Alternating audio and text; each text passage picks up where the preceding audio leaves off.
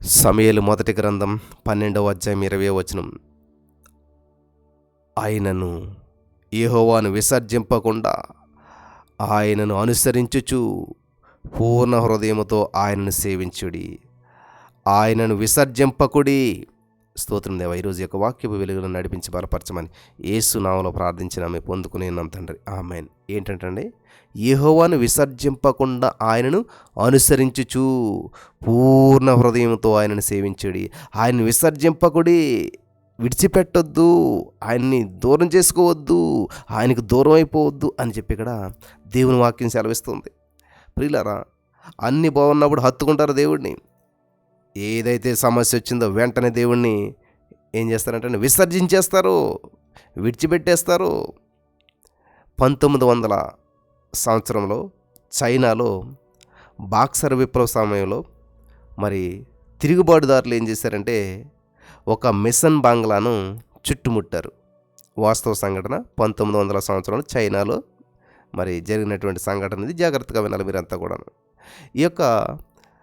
ఈ తిరుగుబాటుదారులు ఎవరైతే ఉంటారో వాళ్ళు ఏం చేశారంటే ఒక మిషన్ బంగ్లా, అంటే క్రైస్తవులు ఉండేటువంటి క్రైస్తవ మిషనరీ స్థాపించి నడిపిస్తున్నటువంటి ఒక బంగ్లాలో మరి అనేక మంది ఉండగా ఆ బంగ్లాను ఈ యొక్క తిరుగుబాటుదారులు ఏం చేశారంటే చుట్టుముట్టారంటండి.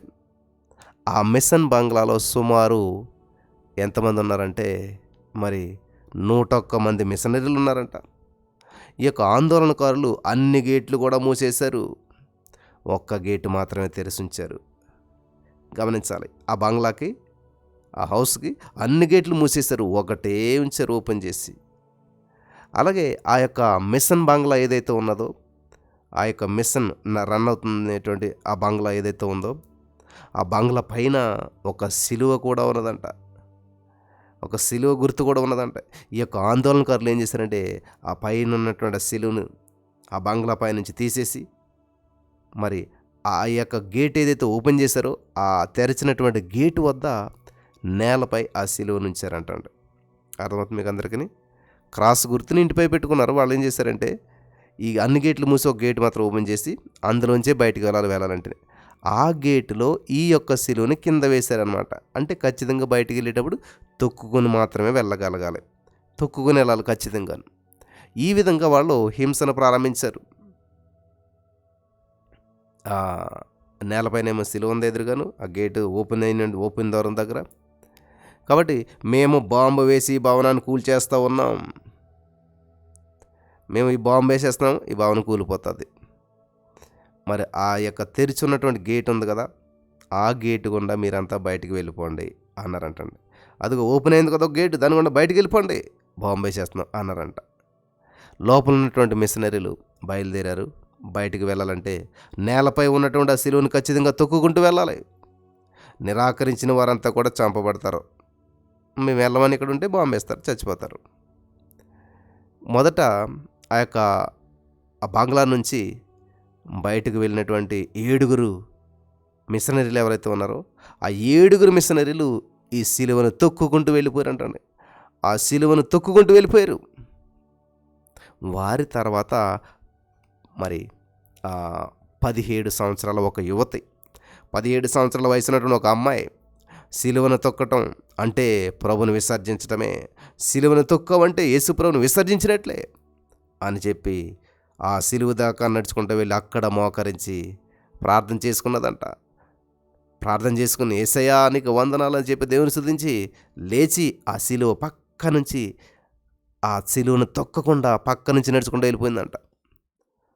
ఆమె చూపినటువంటి మాదిరిని అనుసరించి ఆమె ఎలాగైతే చేసిందో 17 సంవత్సరాల యువత, అలాగే మిగిలినటువంటి 97 మంది కూడా మిషనరీలు మరణాన్ని ధైర్యంగా ఎదుర్కొన్నారు. హల్లెలూయా, దేవునికి స్తోత్రం కలుగును గాక.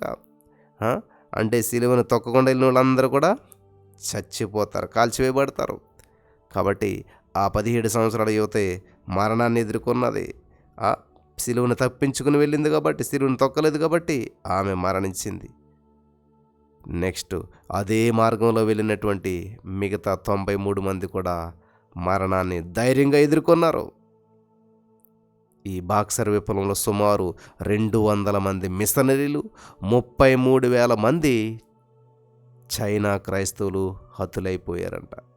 అప్పటి వరకు ఉన్నటువంటి ఆ యొక్క కింగ్ రాజరిక వ్యవస్థ, కింగ్ డెనిసిటీ అనేటువంటిది అంతరించిపోయిందంట. ఇంకా ఆ కింగ్ పరిపాలన 1636లో ప్రారంభమైంది. కాబట్టి ప్రజాస్వామ్యము 1912 నుంచి ప్రారంభమైంది. వింటున్నారా ప్రియులారా? దేవుని హత్తుకుంటే నువ్వు శరీరానికి మరణం రావచ్చు, కానీ ఆత్మలో జీవించే ఉంటావు. తరతరాలు నీ గురించి చెప్పుకుంటారు. ఇదిగో, మీరు శోధింపబడకుండానట్లు అపవాది మీలో కొందరిని చెరలో వేయించబోచున్నాడు. 10 దినములు మీకు శ్రమ కలుగును, మరణం వరకు నమ్మకంగా ఉండుము, నేను నీకు జీవకిరీటి ఇచ్చేదనని చెప్పి ప్రకటన 2:10 దేవుని వాక్యం మనకు సెలవిస్తూ ఉంది. హల్లెలూయా.